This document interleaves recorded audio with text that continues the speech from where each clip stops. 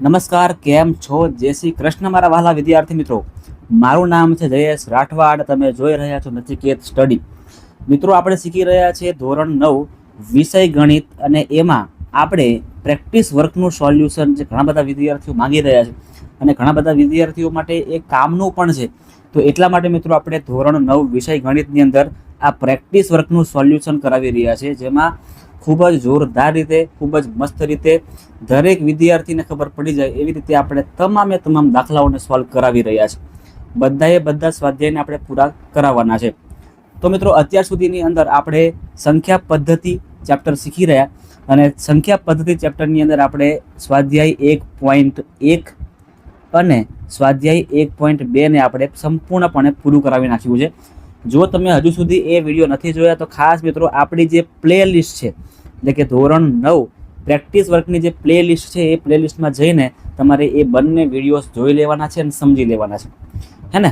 ચાલો, હવે આપણે આ વિડીયોમાં સ્વાધ્યાય 1.3ની શરૂઆત કરવાની છે ભાઈ, બરાબર છે? સ્વાધ્યાય 1.3 તમને થોડુંક સમજાવું કે એ શાના વિશે છે, બરાબર છે? જોજો, થોડુંક પહેલાં સમજી લઈએ કે ભાઈ સ્વાધ્યાય 1.3 છે શાના વિશે.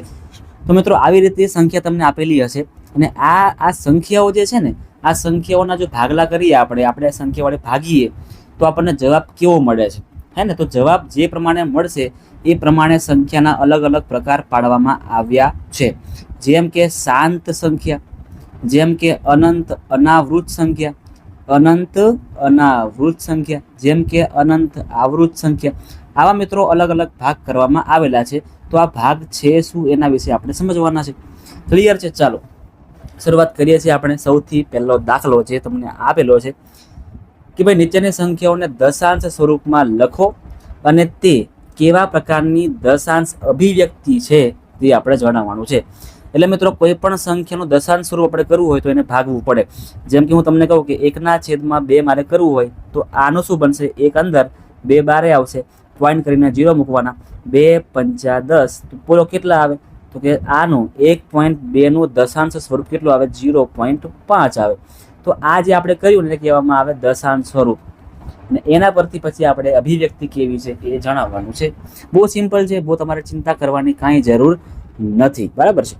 ચલો, 71/125 આપણને આપેલા છે. ઉપર હોય ને મિત્રો એ અંદર લખવાનું, અને જે નીચે હોય ને એને આપણે બહાર લખીએ છીએ. હવે 125 વડે આપણે 71ના ભાગલા કરવાના છે. હે સાહેબ, પડે ખરા? તો કે ભાઈ ના પડે, મને ખબર છે ના પડે. એટલે આપણે શું કરવું પડે? પોઈન્ટ કરીને આપણે અહીંયા 0 ઠપકારવા પડે. હવે ભાગ પડી શકે. 125ના ઘડિયામાં 710 અથવા તો એનથી નાની સંખ્યા આવી શકે. તો 125 5 625 થાય છે, યાદ છે ને? 125 5 625 થાય. આને માઇનસ કરીએ હવે આપણે, તો જો શું આવશે માઇનસ કરતા? 0 માંથી 5 ન જાય એટલે 10 કરવું પડશે. અહીંયા 10 માંથી 5 જાય ને તો 5 વધશે. અહીંયા 1 ને કાપીને 0 બની જાય, 0 ને કાપો એટલે 10 થઈ જાય, એટલે 10 માંથી ફરી 2 જશે એટલે 85. ઇન શોર્ટ, 710 માંથી 625 કાપો ને એટલે 85 આપણને મળશે. ફરી આગળ વધવા માટે 0 મૂકી દઈએ છીએ આપણે. 125ના ઘડિયામાં 850, તો આપણે 125 ગુણ્યા 7 ટ્રાય કરીએ, શું આવે છે? 7 5 35, વધી પડી 3, 7 દુ 14, 15 16 ને 17, વધી પડી 1, 7 1 7 ને 8. તમે જો કે 850 કરતાં આ સંખ્યા એ વધી ગઈ છે, એટલે આપણે 125 છંગ લેવું પડશે. 125 છંગ શું આવે જોઈ લઈએ. 6 5 30, 6 દુ 12, 13 14 ને 15, વધી પડી 1, 6 1 6 ને 7. ઓકે, 750 તો આ લઈ શકાશે. એટલે 125 છંગ 750 આપણે લઈ દીધા. ફરી આને માઇનસ કરીએ છીએ આપણે, બરાબર છે? 0 માંથી 0 કાપો તો 0, 5 માંથી 5 કાપો તો કેટલા આવશે? 0, અને 8 માંથી 7 જાય તો 1 વધશે.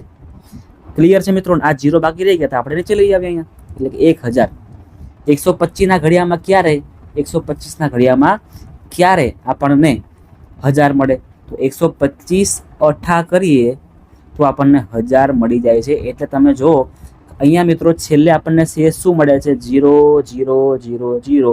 એટલે કે જ્યારે મિત્રો શેષ આપણો 0 આપણને મળી જાય ને, ત્યારે જ્યારે આપણો શેષ આપણને 0 મળી જાય એનો મતલબ કે સંખ્યા હવે શાંત થઈ ગઈ છે, આગળ વધતી નથી. તો આની મિત્રો દશાંશ અભિવ્યક્તિ શું આવશે? 0.568. ક્લિયર છે? ડન છે. અને લખીએ આપણે દશાંશ અભિવ્યક્તિ શું આવશે આની, તો આને કહેવામાં આવે મિત્રો શાંત દશાંશ અભિવ્યક્તિ, એટલે કે શાંત સંખ્યા અથવા તો શાંત સમય સંખ્યા, તમારે જે તમારે કહેવું હોય એ તમે મિત્રો કહી શકો છો તમારી રીતે. ડન છે. આવી રીતે આપણે બધા દાખલાઓને ક્લિયર કરવાના છે. આગળ વધીએ છીએ. 4/13, ફરી જેમ કર્યું એમને એમ જ કરવાનું છે. 4 અંદર આવશે અને 13 આવશે બારે. પોઈન્ટ મૂકીને આપણે 0 કરવા પડશે અહીંયા, તો ભાગ પડી શકે. તો 13 તરી 39 થશે. ક્લિયર છે. કેટલા વધે છે ભાઈ? અહીંયા 1 વધે છે, બરાબર છે. અહીંયા આગળ 0 મૂકી દઈએ. હવે જો ફરી આપણે અહીંયા 0 મૂકીએ તો તમે જુઓ કે 10 કરશું ને, અહીંયા આપણે 10 કરી રહ્યા છે તો પણ આ 10ના ભાગ આપણે 13થી કરી શકીશું નહીં, એટલે હજી આપણે એક 0 મૂકવો પડશે. તો અહીંયા 0 મૂકવા માટે આપણે ઉપર પણ એક 0 મૂકવો જરૂરી છે. હવે આપણે 13ના ઘડિયામાં 100 લાવવાના છે. ખબર છે કે 13ના ઘડિયામાં 100 જિંદગીમાં ક્યારેય ના આવે, પણ 13 સત્તા 91 તો આવી શકે કે ના આવી શકે? આવી શકે ને. હા, એટલે 100માંથી 91 કાપો તો કેટલા વધે? 9 વધશે. ફરી 0 મૂકવાના છે આપણે. 13 છંગ 78 કરવું પડશે આપણે અહીંયા. 13 છંગ 78 માઇનસ કરીએ. 10માંથી 8 જાય તો 2 વધશે. 8માંથી 7 જાય તો 1 વધશે. 0 કરી દઈએ છીએ. 13 9 117. આગળ સંખ્યા વધશે તો આપણે આગળ જવાનું જ છે, બરાબર છે. અહીંયા 3 વધશે, બીજું કંઈ નહીં વધે. 0 કરી દઈએ ફરીથી. 13 તરી 39, 13 દુ 26, 13 દુ 26. આને એકવાર નાનું કરી દઈએ આપણે, એટલે આપણું બધું સમાઈ જશે, બરાબર છે. એક જ મિનિટ. ચલો 13 દુ 26. કેટલા વધશે? અહીંયા 4 વધશે. હવે તમે મિત્રો ધ્યાનથી જુઓ અહીંયા કે જેમ આપણે શરૂઆત 4થી કરી હતી ને, તો ફરીથી આપણને અહીંયા 4 મળી ગયા છે. મતલબ કે આવી રીતે જે આખું લાઇનસર આપણને ફરી મળશે એવું આપણને આગળ મળ્યા જ કરશે. 4 આવ્યા, ફરીથી આપણો 1 આવશે, ફરીથી 9 આવશે, ફરીથી 12 આવશે, ફરીથી 3 આવશે, ફરી 4 આવશે. આવું મિત્રો રિપીટ થયા જ કરશે.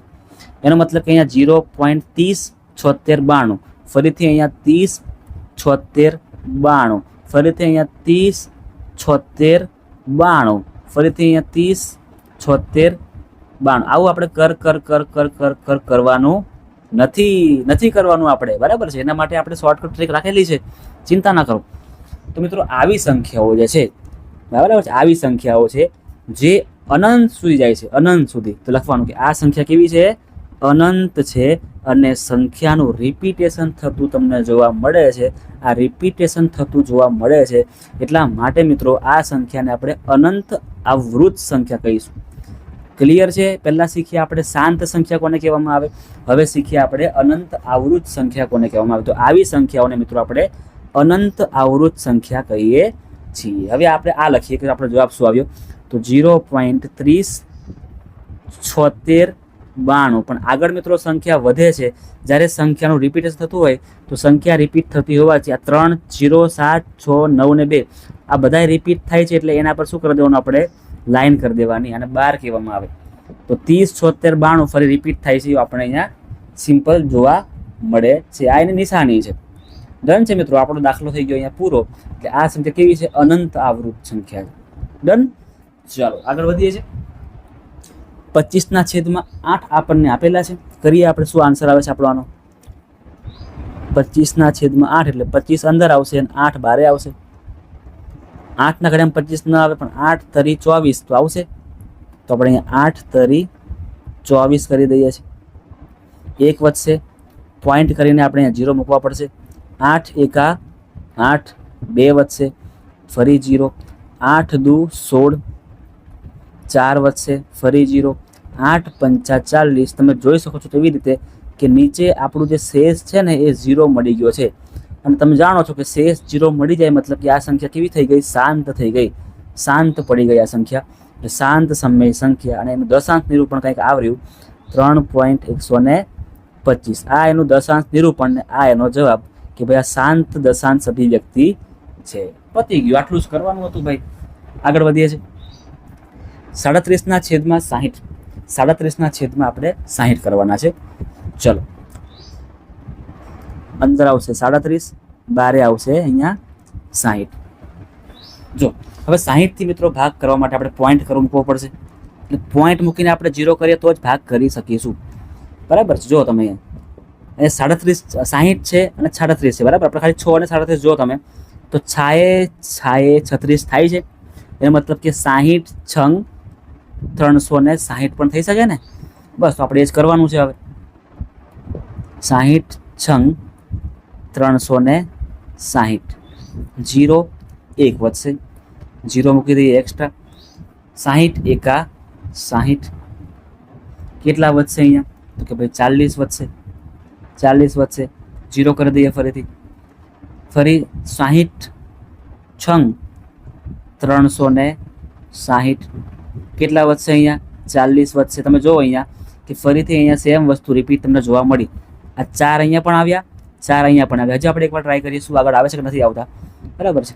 તો ફરી 0 મૂકીએ, 60 છંગ 360 જો તમે, ફરી 40 આવ્યા, 400 થઈ ગયા. એટલે મિત્રો આવી રીતે હવે આ 6 આગળ રિપીટ થયા જ રાખશે, ક્યારેય પતે નહીં. એટલે લખવાનું કેવી રીતના આને કે 0.616, જેમાં રિપીટ કોણ થાય છે તો રિપીટ થાય ને એના પર જ આપણે બાર મૂકવાનું હોય, એ બરાબર છે. રિપીટ થાય એના પર જ બાર મૂકવાનું, બધા પર આપણે બાર કરવાનું નથી. અહીંયા 6 એ રિપીટ થાય છે એટલા માટે આને આપણે કહીશું અનંત આવૃત સંખ્યા. રિપીટ થતી હોય તો એને અનંત આવૃત સંખ્યા કહેવામાં આવે, અનંત આવૃત સંખ્યા કહેવામાં આવે છે. ચાલો આગળ વધીએ છીએ. 29/12 નું કરી જોઈએ શું આવે છે. 29 આવશે અંદર અને 12 આવશે બારે. 12 ના ઘડિયામાં 29 ક્યારે આવે તો કે ના આવે, પણ 12 દુ 24 તો આવે ને ભાઈ. હા સાહેબ આવે ને. ચલો 5 મૂક્યા, પોઈન્ટ કરીને 0 કરવાના છે. 12 તરી 36, 12 ચોક 48. ચલો 2 આવી ગયા છે, જો તમે અહીંયા ધ્યાનથી 2 અહીંયા આવી ગયા છે. ફરી 0 મૂકીએ છીએ આપણે અહીંયા, તો 12 દુ 12 એકા 12 જ લેવું પડશે. 12 એકા 12, 8 વધશે, 0 કરીએ છીએ. 12 છંગ 72, 12 છંગ 72. જો ફરી અહીંયા 8 આવી ગયા, જો છે ને અહીંયા 8 ફરી આવી ગયા. એટલે 8 છે, પછી આપણા છે અહીંયા 0 કરવા પડશે. જો બતાવું કે ફરી આપણે અહીંયા 0 કરીએ તો ફરીથી અહીંયા શું આવશે 12 છંગ 72, ફરી 8 વધશે, ફરી પાછા 12 છંગ 72, ફરી પાછા 80 કરવાના, ફરી 72 80 72 80 72 અને 6 આગળ વધતા જ રહેશે. સેમ વસ્તુ પહેલાં જે કરેલું એવું ને એવું લખવાનું છે. અહીંયા શું છે આપણો જવાબ, દશાંશ અભિવ્યક્તિ આની 2.41 અને 6 છે ને એ રિપીટ થાય છે. 6 રિપીટ થાય છે એટલે 6 ની ઉપર શું કરશું આપણે 12 મૂકીશું. આ એનું દશાંશ નિરૂપણ છે, દશાંશ સ્વરૂપ છે.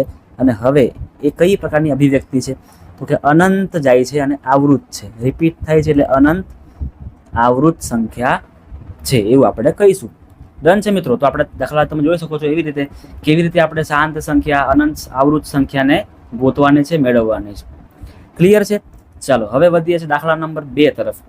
તમારા માટે એકદમ નવી જ રીત છે. તમે લોકો આને તમારી ટેક્સ્ટ બુકમાં પણ આપેલું છે, તમે લોકોએ જોયું હશે અને આને શીખ્યા હશે. તો આપણે વધારાની પ્રેક્ટિસ કરવાની છે. જે વિદ્યાર્થીઓ નથી આવડતું એને પણ ચિંતા કરવાની જરૂર નથી. આ વિડીયો તમે જોશો એટલે દાખલો તમને તમારા મગજમાં ફિટ હું કરી દેવાનો છું કે કેવી રીતે આપણે આને કરવાનું છે. ક્લિયર છે. ચાલો આપણે રકમમાં કંઈક આવું આપેલું છે કે 0.4 અને 4 ની ઉપર 12, મતલબ કે 0.4 ની ઉપર 12 એટલે આપણે અત્યારે શીખ્યા કે 4 ની ઉપર 12 છે એટલે 4 રિપીટ થાય છે એવું કંઈક કહેવા માંગે છે. આની અંદર 4 રિપીટ થાય છે એવું આપણને કાંઈક ને કાંઈક આમાં કહેવા માંગે છે. તો એને આપણે મિત્રો સમય સંખ્યા એટલે કે પીના છેદમાં ક્યુ સ્વરૂપમાં દર્શાવવાનું છે, જ્યાં પી અને ક્યુ પૂર્ણાંક છે અને ક્યુ તો ક્યારે 0 હોતો જ નથી. બરાબર છે. આવું આપણે કરવાનું. જો બહુ સિમ્પલ દાખલાઓ છે. શું કરવાનું છે તમને એકદમ સ્ટેપ બાય સ્ટેપ સમજાવું છું. સૌથી પહેલાં મિત્રો 0.4 છે લખવાનું કે એની સંખ્યા કઈ બનશે તો એને આપણે x ધારવાનું કે ભાઈ x બરાબર 0.4 ની ઉપર 12 છે. પણ આપણે સંખ્યા બનાવી છે એટલે આને શું કરી દઈએ આપણે કે x બરાબર 0.4444 આવી રીતે આપણે કરવાનું છે. બરાબર છે. ચલો પાછળ ડેશ ડેશ ડેશ. હવે શું કરવાનું ખબર છે, જો ધ્યાન આપજો. જ્યારે મિત્રો એક જ સંખ્યા પર 12 હોય ને તો આપણે એક સાથે એક જ 0 મૂકવાનો.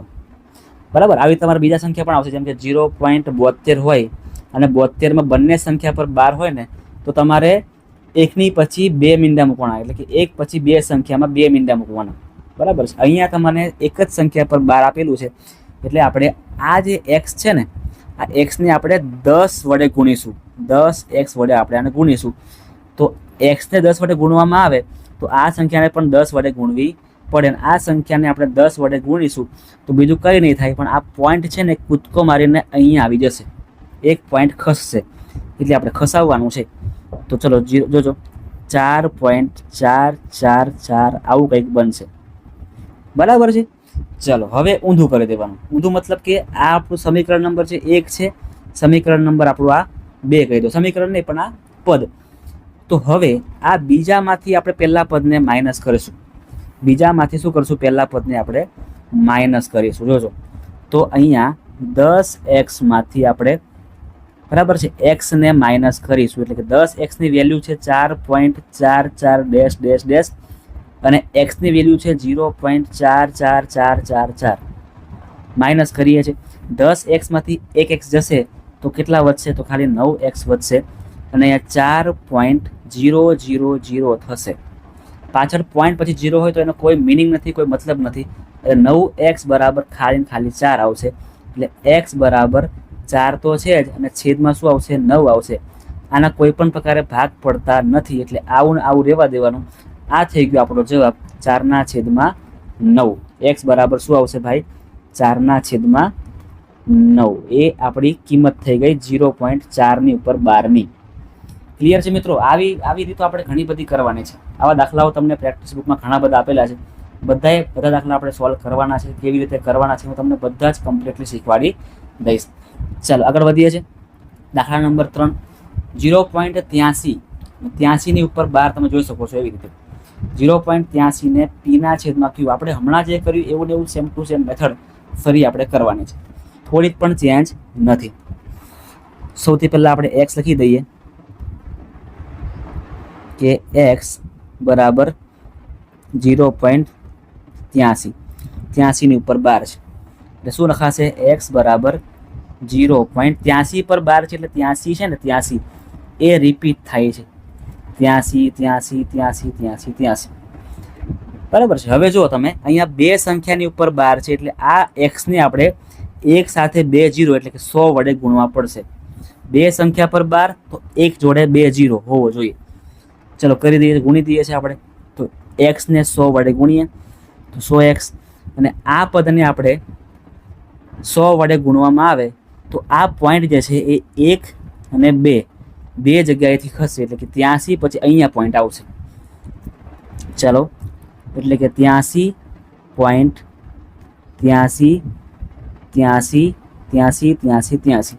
હવે ઊંધું કરી દેવાનું. આને સમીકરણ નંબર કાં તો પદ નંબર 1 અને આને પદ નંબર 2 કહી દો. તો બીજા પદમાંથી પહેલા પદને કાપો તો 100x માંથી x ને કાપવાનું છે, તો આ બાજુ 83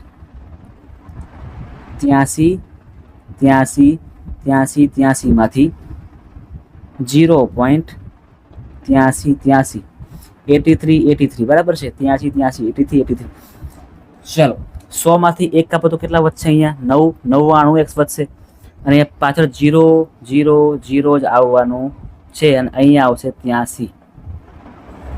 બરાબર. ચલો હવે લખી દઈએ. અહીંયા પોઈન્ટ પછી 0 છે, મતલબ કોઈ નહીં, એટલે 99x બરાબર 83 થશે. તો x બરાબર 83/99. કેટલા આવશે ભાઈ? 83/99. આના કોઈ ભાગ પડતા નથી. તમે જાણો છો તેવી રીતે 99 ના ભાગ પડશે. 11 9 99, પણ 11 અને 9 બંનેથી આના ભાગ નથી પડતા, એટલે આપણે આટલું જ રહેવા દેવાનું. આ જ આપણો મિત્રો જવાબ થઈ ગયો. આપણે ગણવાનું છે. ડન છે મિત્રો? તો ચાલો અહીં આપણે વિડીયોને અત્યારે અહીંયા પૂરો રાખીએ છીએ, બરાબર છે. આગળ દાખલા ઘણા બધા બાકી છે, એ દાખલા બધા જ આપણે સોલ્વ કરવાના છે, પણ આપણે ધીમે ધીમે શરૂઆત કરેલી છે, એટલે દરેક વિડીયોમાં આપણે અમુક દાખલા જ કરાવીશું, અને ત્યાર પછી એ દાખલા આપણે એના પછીના વિડીયોમાં કરાવવાના છે. તો આની પછી જે કંઈ પણ દાખલા આવે છે આપણે આની પછીના વિડીયોમાં ખાસ કરાવીશું. તો મિત્રો એ વિડીયો પણ જોજો. આ વિડીયો પણ જોઈને ખાસ તમને ગમ્યો હોય તો વિડીયોને લાઈક પણ કરી દેજો.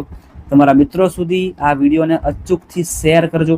અને જો તમે ચેનલ પર નવા છો, પહેલી વાર આવી રહ્યા છો, તો ખાસ ભૂલતા નહીં ચેનલને સબસ્ક્રાઈબ પણ કરી જ નાખજો.